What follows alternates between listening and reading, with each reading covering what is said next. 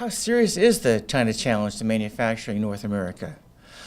Some people claim that China has been responsible for the downturn in U.S. manufacturing employment because of undervaluation of the yuan, low labor costs, and unfair trade practices. This is no small matter. Dumping, as sales at less than fair value, export subsidies, patent infringement, and blocking foreign access to the Chinese market. The North American response to competition with China has been the use of assembly plants in Mexico. That lowers North American manufacturing costs, and it maintains North American market shares versus low-cost imports. Plant locations in North America are based on the availability and cost of inputs such as labor, raw materials, energy, and capital, the structure and depth of the supply chain, and proximity to markets. Keeping production in North America provides a regional market for components and other industrial inputs originating in the United States. Over half of all, 40%, not over half. It's now down to 40%. When I first started studying trade with Mexico, U.S. components accounted for 80% of the value of imports from Mexico. Now it's down to 40% of the content of manufactured goods from Mexico. Only 4% of the value of U.S. imports from China consists of U.S. origin components and materials. So clearly, importing from Mexico is better for the U.S. Industry and manufacturing employment than importing from China. In terms of U.S. exports per capita, exports to Mexico were 10 times as high as exports to China. $1,860 per capita to Mexico and only $82 per capita to China.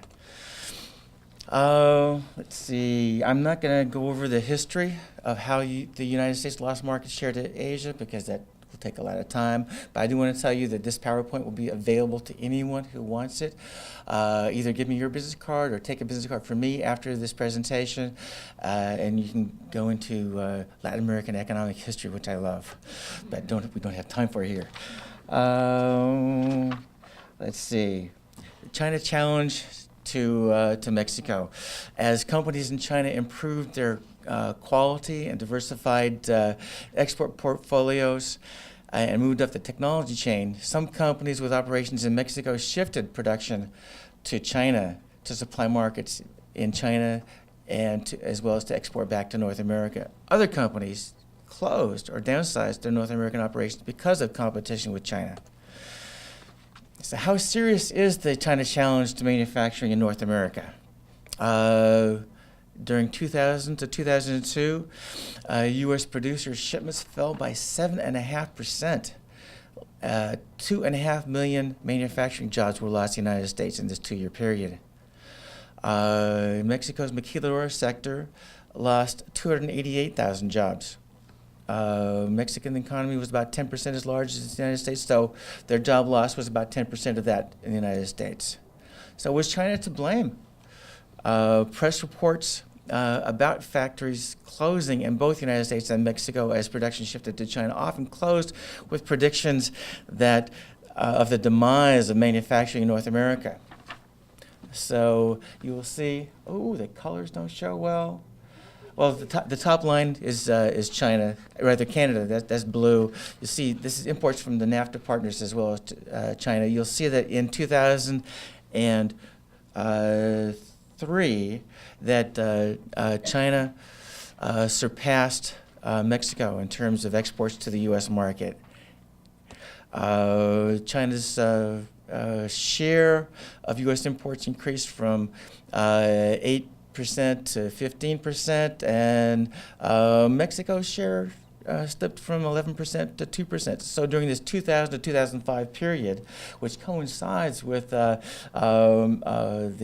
entry of China into the WTO, or an MFN for China, that things were looking meager for China, for Mexico versus China.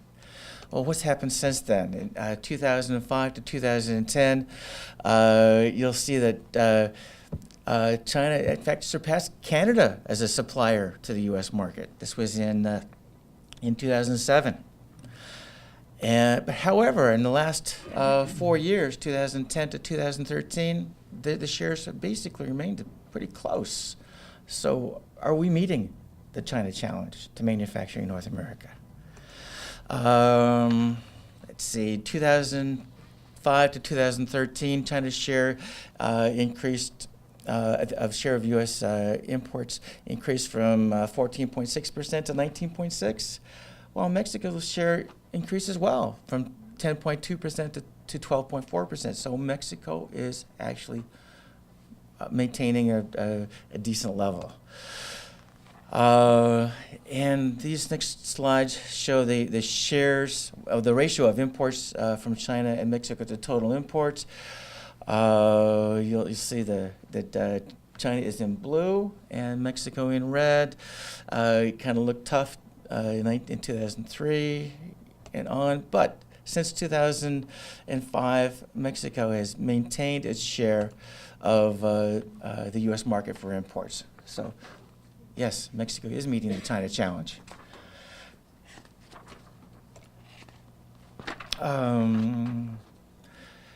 Let's see. China has been blamed for the loss of U.S. manufacturing jobs in the recessions of 2002 to 2009.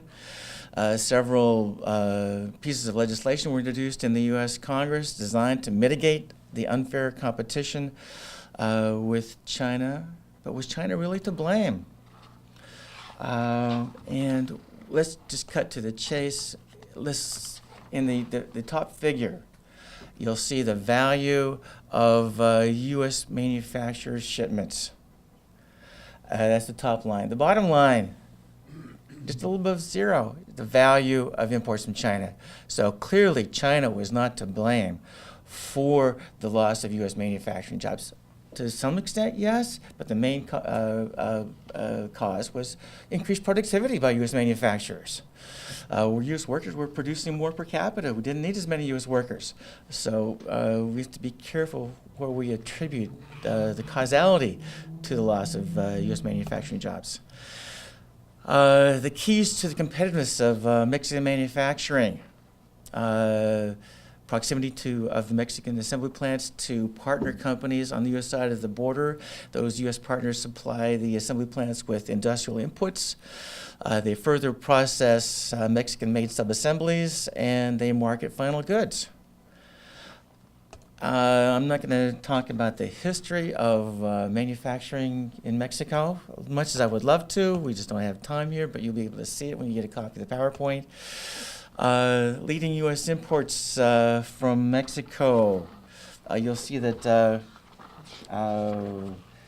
autos and auto parts accounted for 28% of U.S. imports from Mexico in 2013. Crude oil, just 11%. Agricultural products, 7%. Computers, 5%.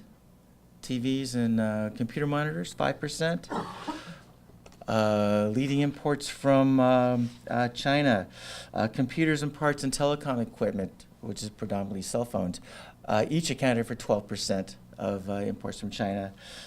Textiles and apparel, one of Enrique's favorite topics, 10% of imports from China. Furniture, 6%. Toys and games, 5%. So you're seeing some product categories where there is direct competition between China and Mexico in the U.S. market, but others where China really dominates globally the supply to the U.S. market.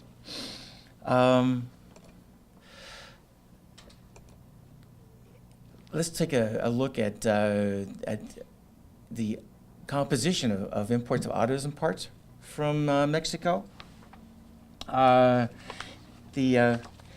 What might be some surprise to you is it isn't just passenger cars. It's also trucks and tractors that pull semi-tractor trailers.